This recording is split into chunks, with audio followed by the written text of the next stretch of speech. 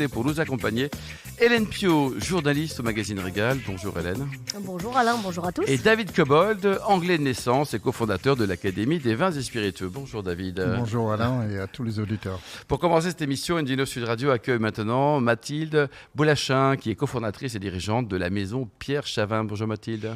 Bonjour. Bon alors le Dry January, ça se termine, ce qui est plutôt une bonne nouvelle, quoi. Racontez-nous. Chez moi, ça n'avait même pas commencé, tu vois. Ça commence bien. Racontez-nous. Donc, vous avez fait quoi avant de créer cette belle maison avec des vins avec ou sans alcool que j'apprécie en 2010? Votre vie, c'était quoi? J'étais acheteuse en Suède. En Suède? Oui. D'accord, le système Bolaget. Exact. Alors, pour un importateur privé assez conséquent, mais oui, du coup, indirectement pour Système Bolaget. Et vous êtes arrivée dans le vin comment? Vous êtes arrière-petite-fille de vigneron? Oui, alors, non. Mais par contre, je suis champenoise d'origine et j'ai vécu dans une famille de viticulteurs. Donc, l'effervescence dans l'âme. Et me voici, me voilà. En 2010, je crée la maison Chavin. D'accord. Alors là, vous êtes parti ex nihilo. C'était quoi l'idée? Voilà, ex nihilo.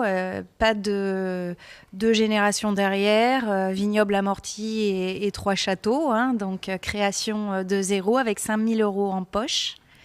Et une idée... D'où venaient les 5 000 €? Non, c'est super important. Non, on ne pose pas la question. Je les avais. Des économies. Des économies, durement gagnées. Et là, vous vous intéressez au vin. C'est courageux. C'est ça. Alors, pas tout de suite. 2010, c'est vraiment la création d'un négoce de toutes pièces. Par contre, avec une idée en tête, c'est de dépoussiérer les codes du vin. Donc, vraiment, s'infiltrer dans l'innovation, dans l'univers du vin. Et essayer de faire des choses qui soient...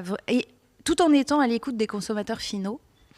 Et puis rapidement, je tombe enceinte. Et là, je me dis, non, le Perrier de Tranche et le Coca-Cola pendant tous ces mois, voire ces années, puisque j'en ai fait 2 coup sur coup. Ah oui, 2 coups sur coup. Ça ne va pas être possible. Vous arrêtez à 2 deux Perrier Citron ou 2 bébés? 2 bébés. Ouais. Et alors effectivement, jolie réussite parce que 5 000 € au départ, 12 millions de chiffre d'affaires aujourd'hui. Ah, c'est beau, écoute, en 15 ans, c'est pas mal. Et effectivement, 50% de votre chiffre d'affaires sur le sans-alcool. Vous êtes le leader en France. Alors, exactement, on a même passé la barre des 15 millions en 2024. Bravo, excellent Mathilde. Plus de 50% réalisés dans l'univers du sans-alcool. On a franchi 65 pays maintenant, 93% à l'international. Et on peut considérer que c'est une petite success story pour 2 raisons. 1, effectivement, on est pionnier. Et 2, on s'est focalisé dans l'univers du vin sans alcool premium. Alors racontez-le quand même, au tout début en 2010, il y avait de l'alcool ou pas? Il y avait de l'alcool. Bon, et votre gamme de vins de négoce, ça vient d'où? Alors, un petit peu partout, mais surtout du croissant méditerranéen, avec alcool de Provence, Gers, en passant par donc vous achetez, évidemment vous sélectionnez chez des fournisseurs? Le Gers, c'est pas exactement à côté de la Méditerranée. Je connais un peu parce que les Anglais poussent bien dans le Vu Gers. de la Suède, non, c'est vrai. En plus, il y a une influence atlantique forte. Ouais. Je vous l'accorde. Et alors après, vous avez décidé de virer l'alcool pour arriver Non, on l'a gardé. Ah.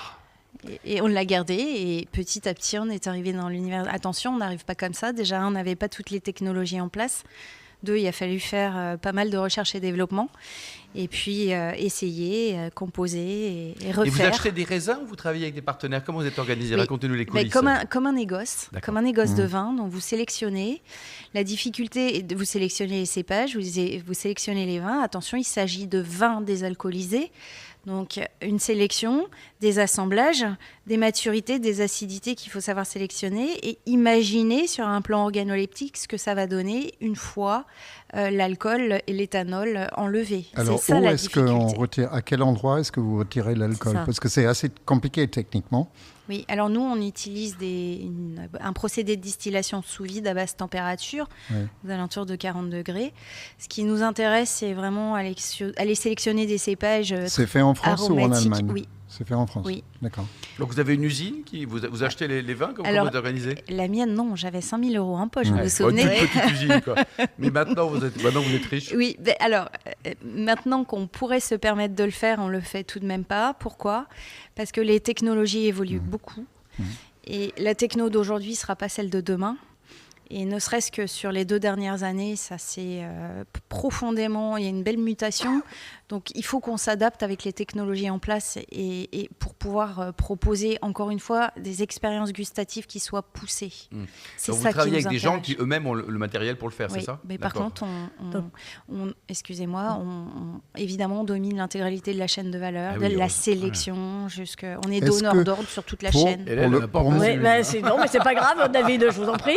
Excusez-moi. C'est Dry January, c'est pas la Saint-Valentin, David. Non, mais ça m'interroge cette affaire parce que tout ce que j'ai goûté jusqu'à présent m'a déçu en vin sans alcool, au vin avec alcool retiré plus exactement. Et souvent, pour compenser l'absence de goût, on rajoute du sucre. Est-ce que c'est le cas chez vous? Parfois des arômes aussi. Oui, parfois exogènes, effectivement. Oui. Alors, vous pouvez avoir ce type de cuvée. Par contre, je vous invite à déguster chez nous nos Chavin 0 en dénomination vin de France.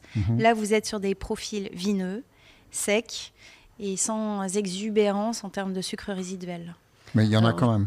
Il y en a quand même, mais en bouche, vous qui l'avez dégusté, absolument, vous avez j'étais heureusement surpris, David. Oui. Vraiment, vous j'avais avez des a jolies priori très acidités, négatif, des jolies acidités. Et tout notre travail, une fois l'éthanol enlevé, c'est vraiment d'aller chercher des véritables équilibres. Hélène. Justement, vous avez une gamme très très étendue. Il y a Chavin 0, Pierre 0, Opia, enfin vous en avez vraiment beaucoup, le petit Chavin, le petit étoilé, je peux même pas tout citer.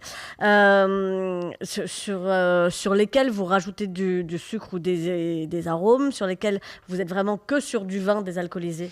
Alors, le vin désalcoolisé, c'est Chavin 0 en dénomination vin de France. Et alors, puisqu'on parle à des auditeurs français, c'est vraiment la gamme que je recommande, et à bien des égards, parce qu'on a compris ici, on vient de réaliser une étude avec l'Institut de l'organisme d'études CSA, on a compris que les consommateurs de vin sans alcool sont des flexi-buveurs. Ce sont des flexi-buveurs. Oui, Qu'est-ce qu'un flexi-buveur? C'est un flexi anglais, vous. C'est un buveur qui boit beaucoup, non? Non, Non, c'est au contraire. qui a une part d'amateurisme. Donc, et en plus, c'est pas il, c'est elle. Elles connaissent les vins, mais par contre, parfois elles boivent. Parfois pas. Le midi, on va peut-être faire attention parce qu'on est hyperactive. Et le soir, en revanche, eh bien, on est carpe diem et vive la sociabilité. Et alors justement, ça c'est pour le marché français. Le marché étranger qui représente 93% de ce que vous vendez, c'est quoi, c'est qui, c'est où? Alors, c'est 65 pays, beaucoup l'Asie, surtout le Japon, mais pas que. Il y a également les États-Unis, l'Europe. D'une manière générale, partout où il y a culturellement une habitude de consommation, attention, pas nécessairement de production, de consommation de vin, eh bien, il y a un besoin d'alternatives sophistiquées en sans-alcool. Oui. Et alors, justement, les principaux pays consomment en général du sans-alcool. Quels sont-ils? Est-ce qu'il y a des pays leaders? J'en sais rien, la Suède, le Brésil, l'Éthiopie. Oui, le top 10, c'est alors dans le désordre, Japon. La France en fait partie. Oui, l'Arabie Saoudite.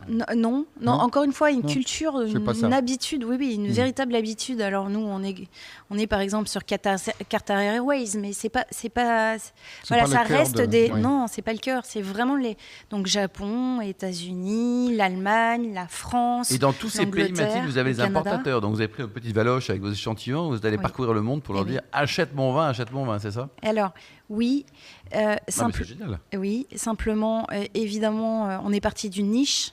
Et évidemment, il n'existait pas grand monde dans l'univers du sans-alcool à l'époque. Donc, de taper la porte, c'était plus simple.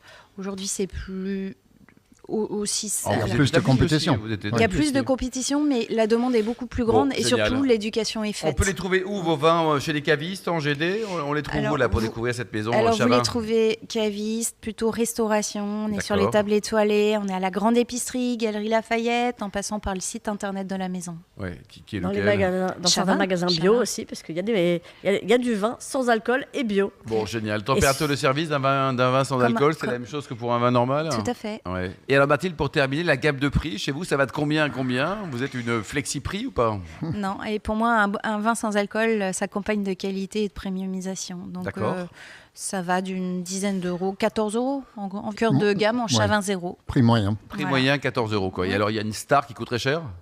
20 € sur un effervescent chardonnay blanc de blanc. Oui, donc on reste sur des choses très raisonnables. Merci beaucoup. Merci à vous tous. Merci également Hélène et David. On se retrouve dans un instant avec le Vino Quiz pour gagner des très jolis cadeaux en jouant sur invinoradio.tv.